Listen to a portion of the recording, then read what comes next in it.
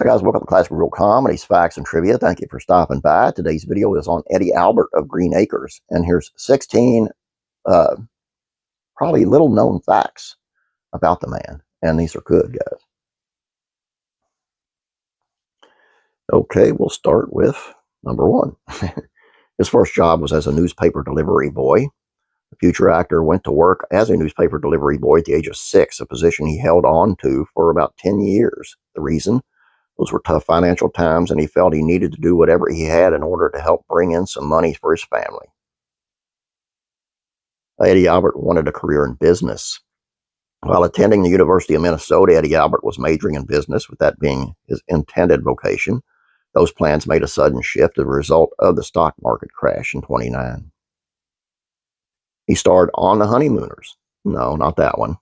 He arrived in New York in 1933 following some time working as a nightclub singer and found himself co-starring with actress Grace Bratt on The Honeymooners, Grace and Eddie's Show, a radio sitcom.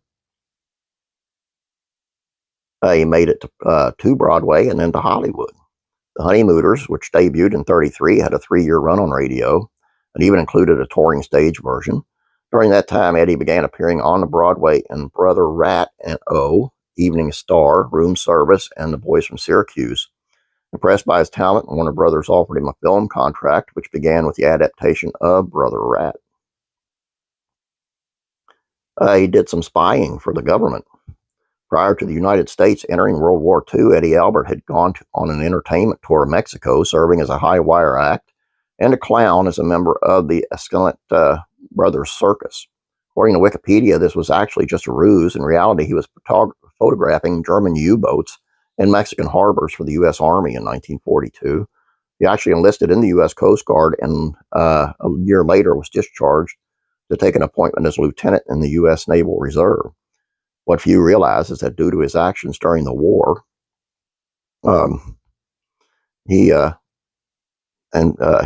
what few realize is that due to his actions during the war and for the lives he saved, he was awarded the Bronze Star. He felt his life had been changed by the military experience. One of the things that Eddie Albert did after the war was to begin Eddie Albert Productions, dedicated to creating industrial and educational films. As he told the Californian in 83, in one great moment of terror, I convinced myself that if I got out of this alive, I could never go back to the rather casual, selfish behavior that I'd considered the norm. Starred in over 30 movies between the 40s and the 50s. Between 1942 and 1949, Eddie Albert appeared in 15 movies, continuing to prove his ability as a character actor, supporting player, and leading man. This diversity worked out fine for him in terms of film and the stage. Personally, he related to the Valley Times in 1950. I feel an actor is at his best for the first 6 months of a show. After that, except in very unusual circumstances, boredom sets in and one's work deteriorates. I like Hollywood because after a film is finished, an actor is able to turn his attention to another part. He's lucky he can play a widely differentiated series of parts in a single year. In that way, a performer grows and rounds out his acting technique. I'd rather have a few lean periods career-wise and do an assortment of roles.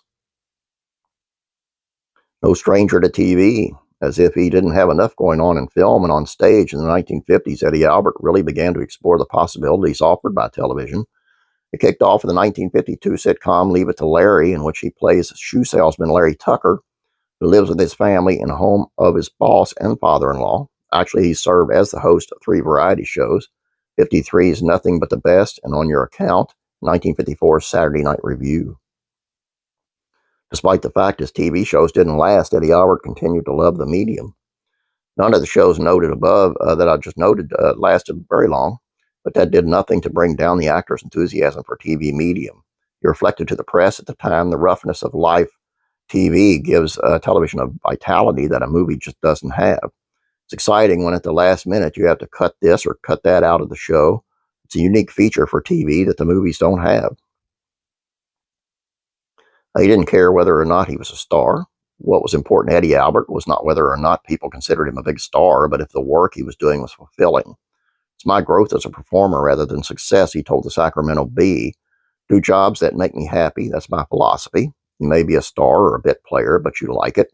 You find it less onerous, than selling neckties or delivering ice. A good actor has a choice of what he does. I have freelanced since 1938. I thought that meant being free, but it means you are only free to worry about finding some new picture or play you feel worth doing. Even so, it's better than being tied to a studio and having to do any piece of cheese that comes along. Green Acres was a place to be. By 1965, TV writer-producer Paul Henning had been enjoying great success with the television series The Beverly Hillbillies and Petticoat Junction. At that point, he had created a third, Green Acres, which would be set in the same universe as the other two. The premise, which is spelled out explicitly in the show's theme song, was lawyer Oliver Douglas and a socialite wife, Lisa, giving up city life for one on the farm. The show ran from 65 to 71 and a total of 170 episodes. Green Acres fell victim to the rural purge, and Eddie Albert wasn't happy. In the early 70s, CBS programmer Fred Silverman decided that the time had come for the network to seek a different audience. What this meant was that rather than concentrate on ratings, they would instead look at demographics. The more rural viewers were exchanged for those in urban environments. As a result, in the early 70s, shows that were still appealing to millions of people were canceled, meaning the end of series like Mayberry RFD, Petticoat Junction, The Beverly Hillbillies, and Green Acres. For his part, Eddie Albert didn't buy the ratings versus demographics debate. Instead, telling the Star Gazette in Elmira, New York, "I'll tell you what it was. The brass at CBS is more concerned about what their Madison Avenue friends think than what the public thinks. The boys on Madison Avenue always turn their noses at the Beverly Hillbillies. But that show is one of the best written series on television. So is my show. There's more humor, more raciness, double entendres, in Beverly Hillbillies or Green Acres than any other show. But the brass doesn't think it's sophisticated enough." He started in another series called Switch. After Green Acres, there would be a return to Broadway and appearances in 26 films before 72's The Heartbreak Kid and the 1989's Brenda Starr. On television, there were 6 guest appearances and a total of 18 TV movies and miniseries. In between, from 75 and 78, he co-starred in the series Switch with Robert Wagner. There was a return to Green Acres.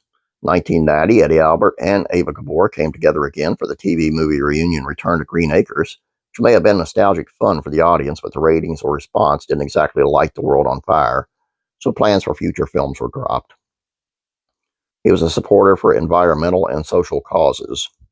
In the 70s, the actor founded the Eddie Albert World Trees Foundation. He was a national chairman for the Boy Scouts of America's Conservation Program, trustee of the National Recreation and Park Association, and was on the advisory board of the U.S. Department of Energy. On top of that, he was an envoy for Meals for Millions, a consulate for the World Hunger Conference, and he fought against pollution. His marriage was a true love story. 1945, he married Mexican-American dancer and singer Margot, and they remained together until her death in 1985, 40 years later. He had one son, Edward Albert Jr., also an actor, who died of lung cancer in 2006. In the last few years of his life, Eddie Albert developed Alzheimer's disease, and his son took care of him until his passing on May 26 of 2005 at the age of 99. That's one cruel disease, man. I've had aunts and family members that have had that, and it's just so cruel. It's so cruel. Just like dementia as well. I really hate it. All I got for you guys, this guy, he led a really interesting life. I mean, a really interesting life. And he sure didn't have no time to sit down and watch the grass grow, did he? I've been watching grass grow, and I got to go cut some grass. So I got to go. You guys have a great day. God bless you, and I'm praying for you.